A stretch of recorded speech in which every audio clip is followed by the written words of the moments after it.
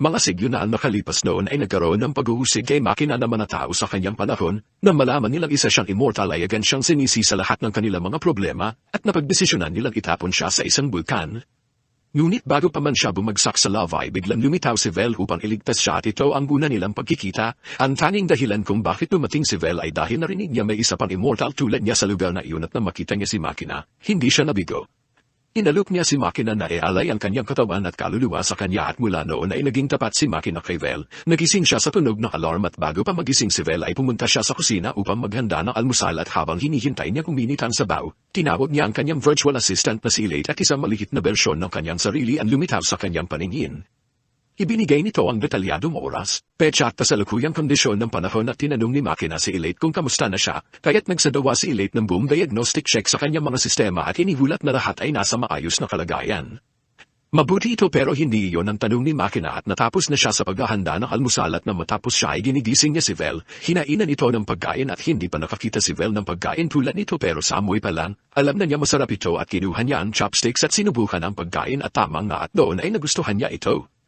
Labis itong ikinatuwa ni makina at pagkatapos kumain ay tinanong siya ni Vel kung alam niya ang kinaroroonan ng iba pa mga immortal. May kilala si makina na ilang mga immortal na nakatakas sa mga pambuhuli ng immortal pero kamakailan ay may mga nawawala ng mga immortal at nawalan na rin siya ng contact sa dalawa niya malapit na kasama, sina Honor at Pamlo. Umaasa siyang nagtatago lang ang mga ito pero dahil wala siyang paraan para makipag-ugnayan sa kanila, hindi siya sigurado at tinanong ni Vel kung nangyayari pa rin ba ang panhuhuli ng mga immortal at sinagot ni makina na natapos na ang panhuhuli ng mga immortal ilang dekada na ang nakaraan. Sinimulan ni Marcus ang mga panghuhuli upang tiyakin ang kanyang posisyon sa tuktok at ngayong hawak na niyang kapangyarihan, wala na siyang dahilan para ipagpatuloy ito at bumaba na rin ang galit ng mga tao sa mga immortal sa paglipas ng mga taon, kaya hindi na gaano mapanganib na makita sa labas. Matapos na wala ang mga kasama ni makina ay pumunta siya sa kanilang apartment upang tingnan sila at magulo ang lugar, kaya tinakala niya may nangyaring labanan at ang tanging bakas na nakita niya ay isang sulat na may nakasulat na Immortal Furnace. Habang binabasa ni Vel ang mensahe at tinabot niya ang kanyang tasa ng tsa, ngunit isang matinding sakit ang naramdaman niya kaya't napatigil siya at natapon ang tsa. Mukhang hindi pa siya danap na gumadaling mula sa mga natamo na sugat kahapon. Hindi lang ang kakayahan niya mag-recover ang humihina dahil ang lahat ng aspeto niya ay mas mahina na kaysa dati, pati ang spell na ginamit niya noong una silang magkita ay dapat mas malakas ang epekto kung nasa buong lakas si Vel. Ibinibigay ni makina ang paliwanag na ito dahil sa pagkawala ng pananampalatayan nagbibigay lakas kay Vel noong kasagsagan ng kanyang kapangyarihan. Sa kasalukuyan si Vel ay binabanggit na lamang sa mga libro ng kasaysayan at wala ng pagkilala at dahil dito, hindi kailanman muling babalik ang kanyang buong kapangyarihan. Ngunit iniisip ni Vel na madali lang itong masolusyonan at kailangan lang niyang muli ipaalam sa lahat ang kanyang presensya. Sinabi niya kay makina na gusto niya lumabas at tuklasin ang paligid dahil masama ang maglagi na lamang buong araw at nagmungkahi si makina na pumunta sila sa lungsod para mamili. Ang unang bagay na dapat nilang gawin ay kumuha ng magagandang kasuotan para kay Vel. Pumunta sila sa isang tindahan at tinanong niya si Vel na tumayo sa platform upang makuha ng makina ang 3D scan ng kanyang katawan, humingi ng paumanhin si makina dahil limitado lamang ang kanilang budget kaya't napilitan silang mamili ng mura. Sinabi ni Vel kay makina na ayos lang sa kanya dahil magmumukha siyang maganda sa kahit anong kasuotan. Matapos makuha ang mga sukat ay tinanong ni makina si Vel kung may gusto ba siyang estilo, pero wala siyang alam tungkol sa uso sa kasalukuyang panahon kaya ipinapaubayan niya kay makina ang pagpili. Nagdesisyon siya na tanungin si Elate para pumili ng pinaka-praktikal na kasuotan para kay Vel. Isinasaalang-alang ang kanilang budget at gamit at matapos ang ilang pagproseso, napili ni Elate ang isang tracksuit at iniisip ni makina na hindi magandang ideya ang tracksuit, pero nang makita ito ni Vel ay agad niya itong nagustuhan. Mas naintriga pa siya sa disenyo sa likod, kaya't ipinaliwanag ni makina na ito ay isang sinaunang wika na ginamit ng mga taong nanirahan noon sa lugar na iyon, at ang mga simbolo sa jacket ay nananahulugang Demon Lord at dahil mukhang gusto ito ni Vel, kinuha ni makina ang tracksuit para sa kanya at lumabas na sila ng tindahan. Ngunit bago sila umalis ay pinapaalala ni Vel na hindi pa sila nagbabayad at ipinaliwanag ni makina na lahat ng transaksyon ay automatiko na ngayon. Pagkatapos ay kumain sila sa isang fast food na kainan at habang magkasama silang kumakain, tinanong ni Vel si makina kung ano ang pakiramdam na magkaroon ng pamilya na nakakabit sa katawan.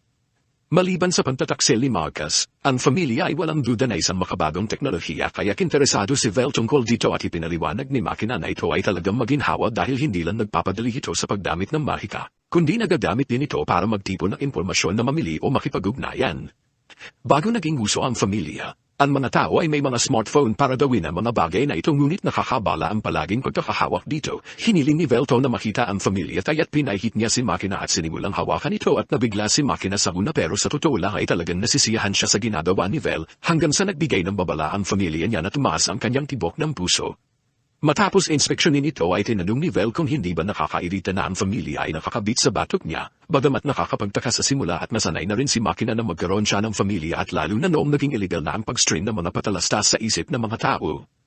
Mahirap mamuhay ng walang pamilya sa pang-araw-araw pero hindi ibig sabihin na nagiging mas maganda ang buhay kapag mayroon ka nito na tulad ng kasalukuyang kalagayan ni Makina. Habang pauwi sila ay biglang nagdeklara si Vel na maghahanap siya ng trabaho, nabigla si Makina at sinabing hindi na niya kailangang gawin ang ganitong kababawang bagay. Bagamat hindi ideal ang kasalukuyang pamumuhay ni Makina at sinigurado niya kay Vel na bibigyan niya ito ng mas magandang buhay, sabi niya kukuha na lang siya ng mas maraming oras sa trabaho o magdadagdag pa ng 2 o 3 trabaho.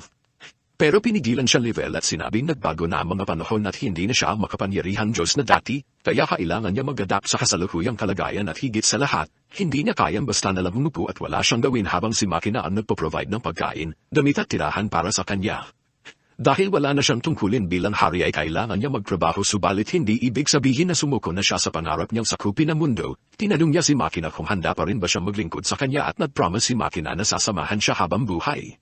Kinagabihan ay handa na si Vel na lumabas para maghanap ng trabaho, ngunit ayaw siyang payagan ni Makina na umalis mag-isa dahil nag-aalala siya para dito at sinabi ni Vel na hindi siya maaaring sumama dahil mayroon siyang sariling trabaho na kailangang alalahanin, ngunit iginihit niya na maaari siyang magpaalam sa trabaho para sumama. Tumanggi si Vel at pinapaalala kay Makina na kung sakaling hindi siya makahanap ng trabaho ay kakailanganin niya umasa sa kita ni Makina, kaya hindi siya pwedeng basta na lang mag-absent at pumayag si Makina na hayaan siyang umalis mag-isa. Pero para sa kaligtasan ay binigyan niya si Vel ng isang device na may counting pera para sa mga emergency. May tracker din ito kaya't kung may mangyari ay magagamit ito ni Vel para tawagan siya at agad siyang pupunta sa kinaroroonan ni Vel. Napantanto niya na sobrang nag-aalala si Makina para sa kanyang ngunit ang lawak ng kanyang paghahanda ay nagpaparamdam kay Vel na parang bata pa rin siya. Kahit na sinabi niyang gusto niyang pumunta mag-isa ay wala siyang ideya kung anong klaseng mga trabaho ang available o kung paano ito makukuha. Nagsisimula na rin siyang magutom kaya't hindi na siya maaaring maging mapili kung ayaw niya magmukhang pulubi sa kalsada. Tumayo si Vel at sumigaw na wala siyang pera at naghahanap siya ng trabaho. Habang sumisigaw siya ay may isang lalaki ang lumapit sa kanya at sinabihan siyang tumigil, binanggit ng lalaki na kung gusto ni Vel ng trabaho ay dapat siyang pumunta sa commercial guild gamit ang kanyang citizen ID, pero wala pang naririnig si Vel tungkol sa citizen ID kaya tinakala ng lalaki na siya ay isang immigrant dahil halatang wala siyang alam tungkol sa lungsod. Ipinaalam ng lalaki na ito ang teritoryo niya kaya't hindi pwedeng basta-basta magingay siya dito. Hindi naisip ni Vel na nasa teritoryo siya ng ibang tao kaya humingi siya ng paumanhin at balak na bumalis kaso bago siya makalis, hiniabot ng lalaki sa kanya ang isang application form at sinabing dalhin niya ito sa commercial guild para makapag-apply ng trabaho doon.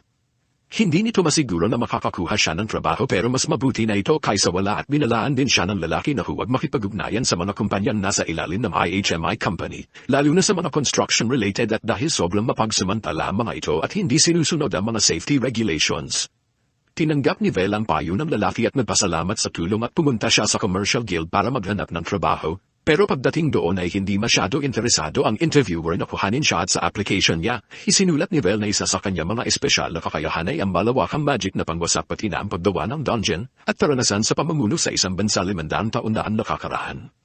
Kalma lang na inilapag ng interviewer ang application form at sinabing walang posisyon na available para sa kanya. Bukod pa rito dahil wala siyang pamilya ay hindi siya eligible na matanggap at pagbalik ni Vel sa bahay ay labis siyang nadismaya dahil hindi siya nakahanap ng trabaho. Humiga siya sa kandanggan ni Makina at tinanong kung talaga bang wala na siyang kakayahang gawin ang kahit ano sa mundong ito. Sinigurado ni Makakaibel na mas mataas pa rin ang kakayahan niya kumpara sa lahat ng tao kaya sinabi niya na hayaan na lang siya ang magtrabaho mula ngayon. Ngunit tumanggi si Vel na magpahinga lamang kaya tinanong niya si Makina kung may kilala ba siyang pwedeng hingan ng tulong. Na maisip ito ni Makina ay meron siyang tao na pwedeng tawagan at nagulat si Vel na may kaibigan pala si Makina sa panahon ngayon. Kaso ipinaliwanag ni Makina na hindi na eksaktong matatawag na kaibigan ng tao na kahit paminsan-minsan ay namimili, kumakain, naglalaro at natutulog sila sa bahay ng isa't isa pero hanggang doon lang. Nagtaka si Vel dahil para sa kanya, tunog kaibigan na ito pero tumanggi pa rin si Makina na aminin at pagkalipas ng ilang sandali, nagkita sila ng kaibigan ni Makina sa isang malapit na cafe at napag-alaman ni Vel na ito pala ang hacker na nakilala niya kahapon. Ipinakilala ng babae ang sarili niya na maayos at sinabing ang pangalan niya ay Takahashi. Kahit na nabanggit ni Makina na isang araw ay muling babango ng dakilang Demon Lord na hindi niya inasahan na makikilala niya ito ng personal, sinimulan niyang masundot si Vel para tiyakin kung totoo siya at pinagsabihan siya ni Makina na huwag maging bastos, pero binanggit ni Vel na ayos lang dahil siya naman ang humihingi ng tulong dito. Tinanong ni Vel kung paano nagkakilala sina Takahashi at Makina at sinimulan ni paliwanag ni Takahashi na nakilala niya si Makina sa isang duan site, pero nang makita niya ang ekspresyon ni Makina ay napagtanto niyang hindi niya dapat sabihin kay Vel ang tungkol sa search history ni Makina, kaya sinabi na lang niya kay Vel na kalimutan na lang ito. Bigla namang napansin ni Vel ang pamilya na nakakabit sa batok ni Takahashi. Iniabot niya ang pamilya nito upang inspeksyonin ito na nagpagulat kay Takahashi. Kaso hinayaan niya si Vel na tapusin ang ginagawa at humingi ng paumanhin si Vel sa paggulat sa kanya pero napansin niya iba ang pamilya ni Takahashi kumpara kay Makina, kaya't gusto niyang tingnan kung paano ito binuo at kung paano ito gumagana. Nabigla si Takahashi na kaya ni Vel gawin iyon sa simpleng paghawak lang at ipinaliwanag ni Makina na si Vel ay may kakayahan Sage Eye na nagpapahintulot sa kanya na gamitin ang agos ng mana upang maintindihan ang komposisyon ng anumang bagay na nahahawakan niya. May ideya si Vel kung paano gumagana ang isang pamilya pero marami pa ring bahagi na hindi niya lubos na masuri. Ngunit problema na iyon para sa ibang araw at dahil ang dahilan kung bakit sila narito ay upang humingi ng tulong kay Takahashi na ipakilala si Vel sa kahit anong klase ng trabaho. Tinanong ni Takahashi kung bakit hindi nalang kumanta si Vel sa commercial guild, pero sinabi ni Vel na sinubukan na niya iyon at tinanggihan siya dahil wala siyang pamilya at may mga vendetta laban sa kanya kaya't hindi siya pwedeng magpa-install ng pamilya. Umaasa sila may ideya si Takahashi. Napaisip si Takahashi saglit at nakita niya na si Vel ay mukhang batang 500 taong gulang na Demon Lord na may magandang boses, guwapong mukha at walang pamilya kaya't may isang malinaw na solusyon, magiging isang streamer si Vel to.